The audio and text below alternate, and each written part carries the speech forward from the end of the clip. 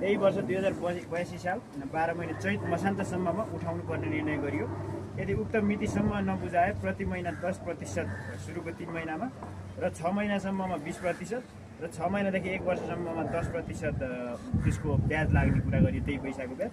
र त्यो लगातार 6 महिनादेखि 1 वर्षसम्म चाहिँ 100% लाग्ने होइन। अनि अब त्यही हिसाबले नउठाए हाम्रो विधानमा नि के रहेछ भने 3 वर्षसम्म नि लगातार उठाएन भने खारिज गर्ने, 3 वर्षसम्म चाहिँ उसलाई 100% त्यो लाग्ने शुल्क लाग्ने भयो होइन। त्यो तरिकाले निर्णय गरियो।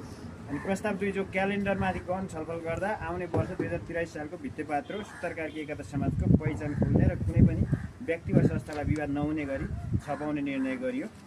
र आय र व्ययको कुरामा प्रस्ताव नम्बर 3 मा थियो, माथि सबैले छलफल गरियो र साथै अहिलेसम्मको आय र व्यय प्रस्तुत गर्दा जम्मा खर्च 53,930 र खातामा र लगानी गरी संस्थामा 1,77,070 रहेको जानकारी गराइयो।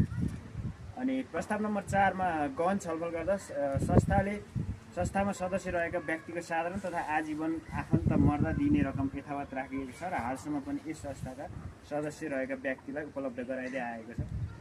अनि प्रस्ताव नम्बर 5 माथि गहन छलफल गर्दा यस सुतारकार्की एकता समाजको नवीकरण कार्यलाई निरन्तरता पनि दिइनेछ।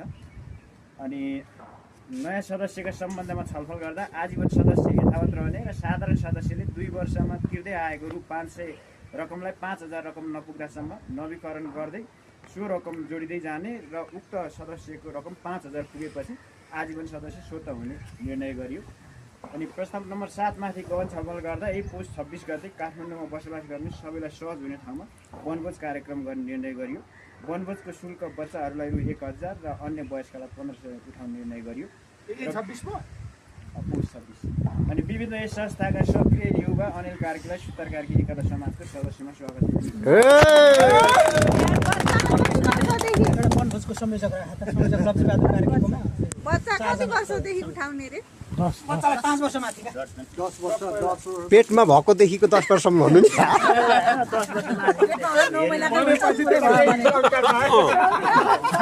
हो त अनि भर्खर 22 हो अनि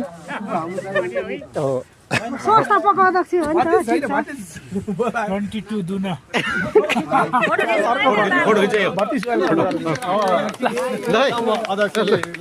होइन